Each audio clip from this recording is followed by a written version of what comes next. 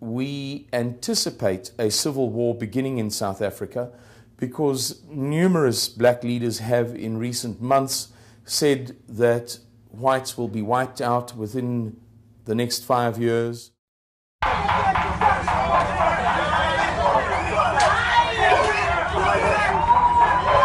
We are not calling for the slaughtering of white people, at least for now.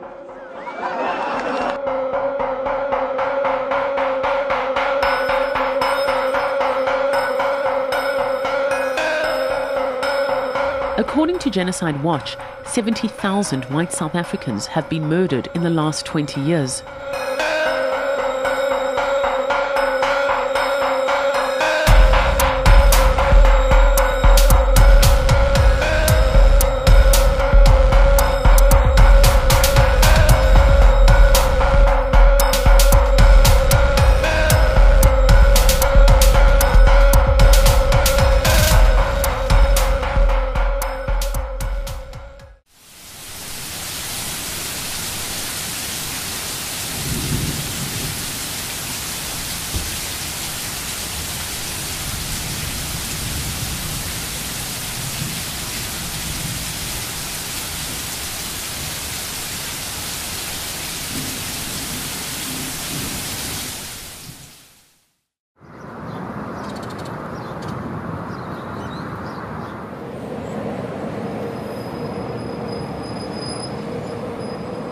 I am the head of the headquarters for the then, that is to say in the event of a civil war, for an organization in South Africa called Suidlanders.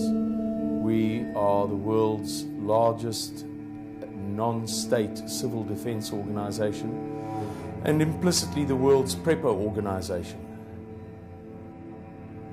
We spoke about the fact that the USA was one place that we could come to that is a big country, a successful country, that also has a sizable conservative, for want of a better word. I know that you guys use different words, but in simple terms, a sizable conservative population that we could share our message with and hopefully be heard. So our task is to request support from conservatives, Christians, right-minded people, and fellows, if you like, in the USA. Over the past 6 months approximately, we've had a series of events that have caused a lot of concern. It's grave now.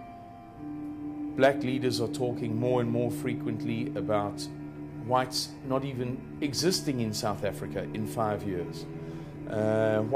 All whites being slaughtered, as one of the top political leaders said a few months ago. And just a few days ago, another top political leader spoke about how his people want to get to the whites. They want to get them in their hands.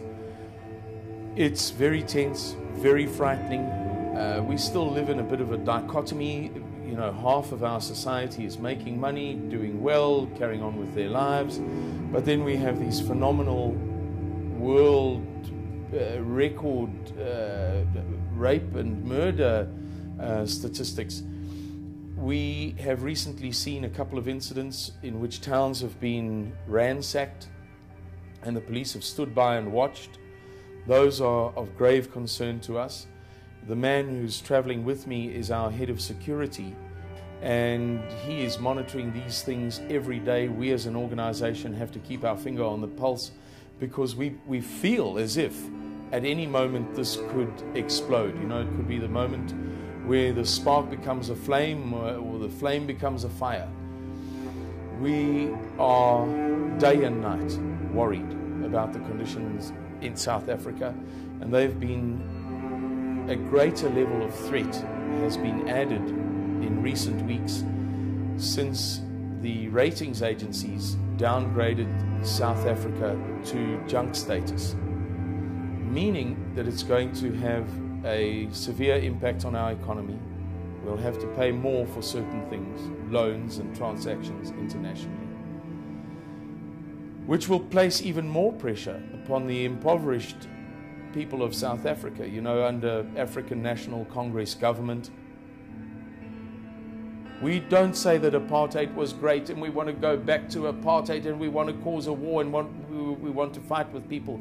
But we say, hey, if you don't know this, consider these facts.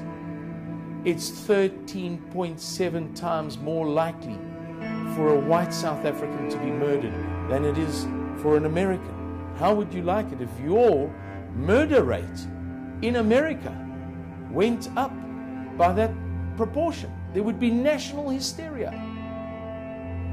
But nobody's talking about it. These are facts. And we've come here to beg the world to lend us their ears just for a little bit, that they can hear the truth that the global mainstream media is not willing to talk about, because it will completely undermine their narrative of the past 40 years, the narrative of the new South Africa, the ideals, Nelson Mandela, such a lovely man, what a beautiful smile, etc., etc., etc., etc.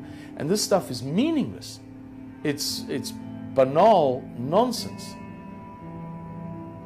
In the meantime, they suppress the other facts that really count. The true extent of our economic crisis, the true extent of our government crisis, the true extent of our health crisis, the true extent of the murders and the rapes happening in South Africa.